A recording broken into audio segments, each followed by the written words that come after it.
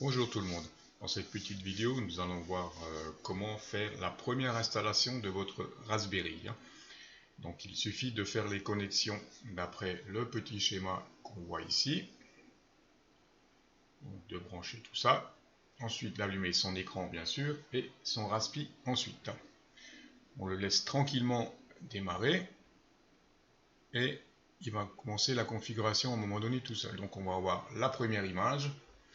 Donc, bien sûr, France, France, Next, on continue. On arrive sur la fenêtre qui nous demande le mot de passe. Donc le mot de passe d'origine c'est Raspberry. Donc je vous conseille de le changer tout de suite.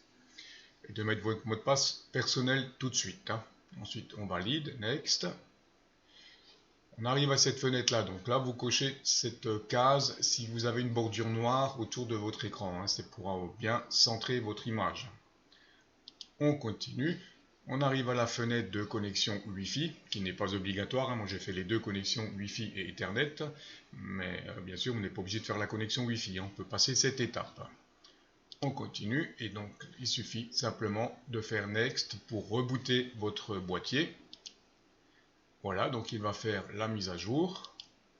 OK, système et votre Raspi. Voilà, setup completed. Vous faites restart encore une fois, votre boîtier va redémarrer et au démarrage, voilà, vous serez connecté sur votre Raspi. C'est pas beaucoup plus compliqué que ça. Donc la première étape à faire ensuite, c'est d'installer le gestionnaire de son.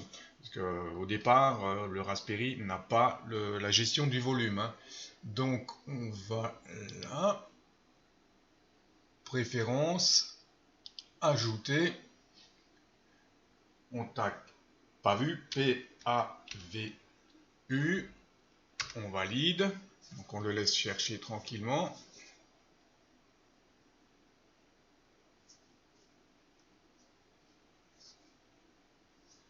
Voilà, donc on va installer le troisième package qu'on voit là, on le sélectionne, on met le petit on coche, on fait appliquer pour faire l'installation.